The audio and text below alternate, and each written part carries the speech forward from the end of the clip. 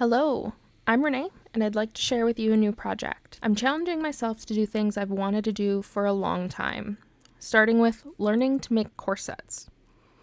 I'm starting with a rural corded corset found in Jill Salem's book, Corsets, Historic Patterns and Techniques. This book contains 21 corset patterns taken from existing garments ranging from 1750 to 1917. This corset was from 1830 to 1840. This project's going to be challenging for a few reasons. I've never sized up a pattern nearly this complex. I've never made a corset. I've never transferred a pattern from a book. I've never done anything with boning or cording, and I've never made anything near as fitted of a garment. I really love a good challenge. I seem to thrive when working on something far outside of my skill set, and get such a great feeling of accomplishment once I finished it. That said, I'm going to make a lot of mistakes, but I'm going to learn a lot along the way.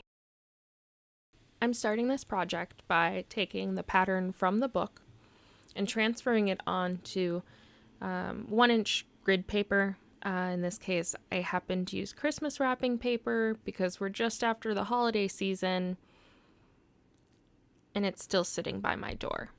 During this process, I struggled to get a good sense of the measurements within the pattern a little bit because my ruler that I have is an inch ruler, and I'm used to using, an eighth or a quarter inch measurements in a project. The grid paper in this particular book is actually split into tens.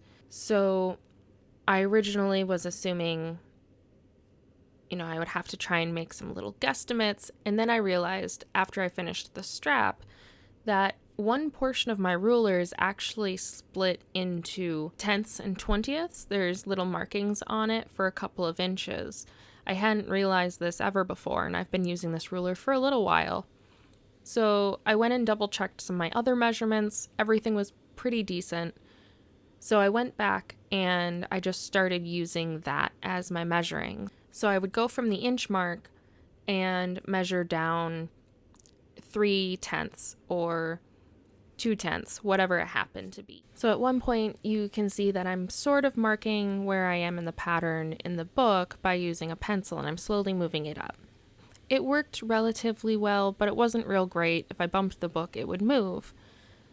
And now that I'm almost finished with transferring the pattern, I have suddenly realized I can use little tiny post-it notes to just mark where I'm at. This way, I could just go each inch marking and pop the little sticky note there and be able to move it as I continued to go. The things you wish you had realized at the beginning of a project, but you don't realize till the end of a project, and you hope you remember later. So if anyone is ever trying to transfer things from a book down to grid paper, highly suggest using this wonderful sticky note technique. I know I wish I would have. So right here, I have noticed that the breast gusset has a little illustration that shows where it's going to be put in, like how much space it takes up. In the book, it's sitting at 1.5 inches, and since every half inch is an inch in the book, that means that 3 inches is going to go down into the 2-inch space. That's the breast gusset. And that comes from the cording that's in there takes up some of that space. You also see that it has an indication of the grain line, and it's actually angled on the bias, so it looks like it gives it a tiny bit of a stretch overall. I find it really cool, though, that they apparently have used the bias a little bit in the fabric to give you a little bit more stretch. And in the breast gusset, you can see how much that is supposed to shrink down from the cording that's put into it.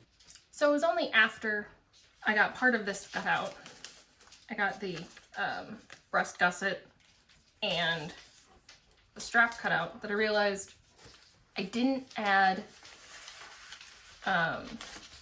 any seam allowances. Just totally slipped my mind. So I'm thinking I'll do a little bit larger seam allowances, knowing that I may need to adjust the pattern. So what I'm going to do is add probably about 3/4 inch seam allowance. That way, if there's spots that are close enough, I might be able to, you know, pick a seam, let it out a little bit there, and then get enough space the rest of it. With the breast gusset, I'm almost certain I'm going to need to add more space on that. So I'm debating redrafting this with a little bit more space and actually cutting out 2 of these so that once I fit the piece, I can see which one is even remotely close. I'm guessing it's going to be the larger one, simply because this is far too small for me. I love sewing. Always have wanted to sew. Until now, I've been making things for other people and never myself. And I want to change that. There's a lot to explore and try, and I'm excited to try it all. So thanks for stopping by. I hope to see you around. I have been sewing for a few years. I've made what are you doing? Hi. Oh, recording with animals.